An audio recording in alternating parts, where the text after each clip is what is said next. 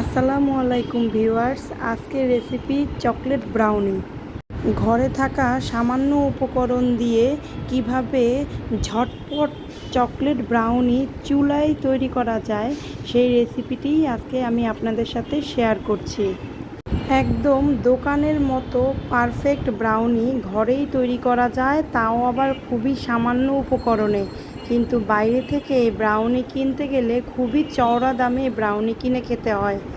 তাই আজকে আমি আপনাদেরকে ঘরেই খুব সামান্য উপকরণে কিভাবে চকলেট ব্রাউনি তৈরি করা যায় সেই রেসিপিটি আপনাদের সাথে শেয়ার করছি। তো চলুন চলে যাই মূল রেসিপিতে। এখানে আমি প্রায় 100 গ্রাম মেল্টেড চকলেট, ডার্ক চকলেট নিয়েছি। চকলেটটা আমি হালকা পানির ভাপে দিয়ে মেল্ট করে নিয়েছি। তারপরে এখানে আমি 1/4 কাপ সয়াবিন তেল বা রান্নার কুকিং অয়েল দিয়ে দিয়েছি। কেউ চাইলে এখানে মেল্টেড বাটারও ইউজ করতে পারেন, তবে বাটারটা ইউজ করলে ফ্লেভারটা আরেকটু ভালো হয়। তো আমার এই মুহূর্তে বাটার ছিল না, সেজন্য আমি সয়াবিন তেলই ইউজ করেছি। তারপরে এখানে দিয়ে দিলাম 3 টেবিল চামচ কোকো পাউডার। চকলেট, তেল আর কোকো পাউডার খুব ভালোভাবে একসাথে মিক্স করে নিতে হবে।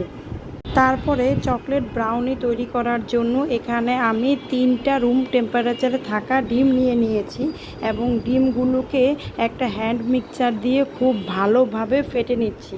তারপরে এখানে প্রায় 1/4 কাপের মতো চিনি দিয়ে দিয়েছি। চিনিটা ডিমের সাথে খুব ভালোভাবে মিশাতে হবে যেন চিনিটা একদম 80% গলে যায়।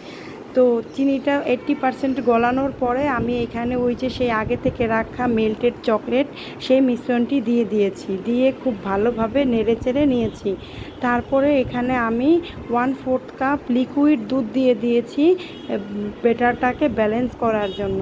তারপরে এটাকে খুব ভালোভাবে আমি মিশিয়ে এখানে আমি আগে থেকে মেপে রেখেছি প্রায় আধা কাপের মতো ময়দা, বা আধা কাপের একটু সামান্য পরিমাণ বেশি হতে পারে। ময়দাটাকে আমি চেলে নিয়েছি।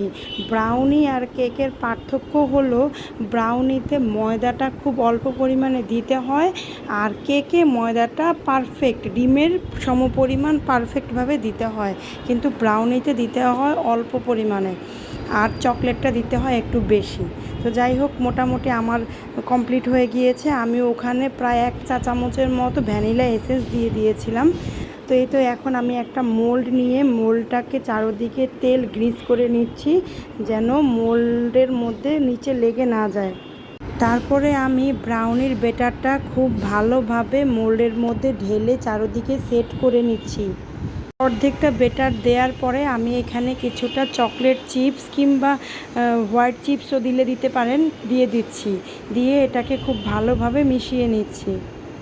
কিছুক্ষণ মেশানো হয়ে গেলে এরপরে আমি এখানে ডার্ক চকলেট চিপস দিয়ে বাকি ব্যাটারটা ঢেলে দিচ্ছি এবং ঢেলে এটাকে খুব ভালোভাবে সেট করে নিব।